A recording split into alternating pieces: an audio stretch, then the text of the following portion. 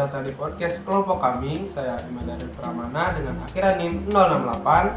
Saya Amelia Tepagisi dengan akhiran NIM 151. Saya Salsa Bagustina dengan akhiran NIM 173. Nah, hari ini kita akan ngobrol santai tapi mendalam soal filsafat pendidikan dan bagaimana relevansinya untuk mahasiswa abad ke-21. Oke, pertanyaan pertama nih, menurut kalian apa poin utama dan Kalau menurutku pemikirannya itu ada di sebuah legendaris. Ingar Sasung Tulada, Imadian Mangunkansa, dan Tuturi Handayani. Artinya, pendidik harus jadi teladan, membangun semangat, dan memberi dorongan. Aku tambahin sedikit ya. Ki Hajar itu ingin pendidikan yang memerdekakan. Artinya, peserta didik harus tumbuh sesuai kodrat dan potensinya, bukan dipaksa mengikuti satu model saja. berarti fokusnya bukan cuma akademik, tapi juga karakter dan kebebasan belajarnya. Iya, dan ini masih relevan banget sampai sekarang. Sekarang aku mau tanya ke Amel dulu nih. Ada nggak pengalaman di kampus yang menurutmu sesuai dengan pemikiran Ki Hajar Dewantara? Banyak, misalnya waktu kita dapat tugas project based learning. Dosen nggak terlalu ngatur deadline-nya, tapi lebih banyak sekalian kembangin sendiri idenya ya. Nah itu menurutku Tuturi Handayani banget. Dosen membimbing dari belakang. Setuju. Kalau dari aku, waktu jadi ketua kelompok, aku sadar bahwa Imadian Mangunkarsa itu penting. Kalau pemimpin gak semangat, anggota juga pasti malas-malesan. Jadi aku belajar bahwa membangun motivasi itu peran besar dalam pendidikan. Kalau aku pribadi, aku merasa Ingar Sasung Tulada ini paling kerasa.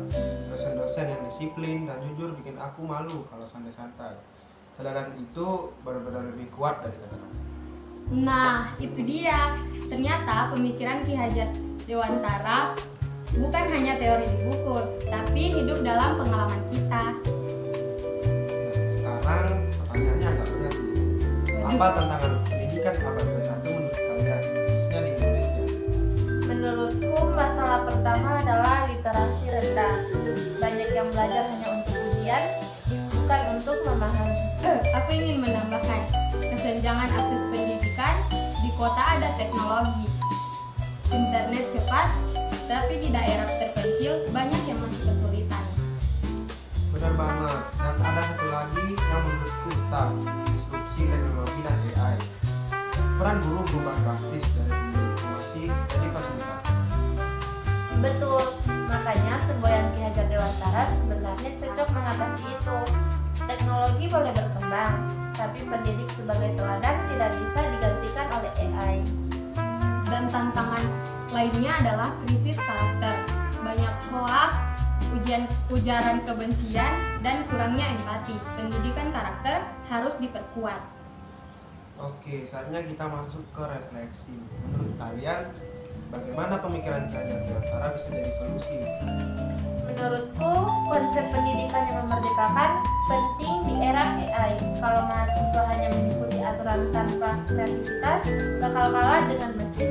Tapi kalau kita dibebaskan untuk berpikir kritis dan berinovasi, itu nilai manusia yang tidak bisa digantikan.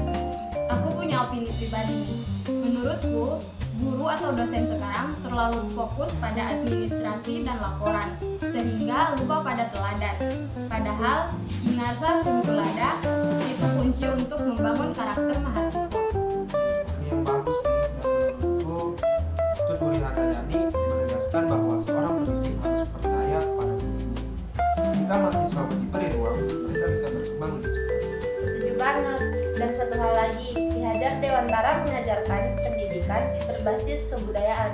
Di era globalisasi, kita harus tetap punya identitas nasional, nilai gotong royong, dan etika sosial. Jadi, secara keseluruhan, pemikiran Ki Hajar Dewantara itu bukan hanya sejarah, tapi solusi nyata di abad ke-21. Oke, baiklah. Itu tadi diskusi kita tentang filsafat pendidikan dan pemikiran Ki Hajar Dewantara. Semoga videonya bermanfaat buat teman-teman semua, khususnya mahasiswa yang sedang belajar menjadi pendidik. Terima Terima kasih sudah mendengarkan. Jangan berhenti belajar dan jangan berhenti merdeka. Sampai jumpa di podcast berikutnya. Bye.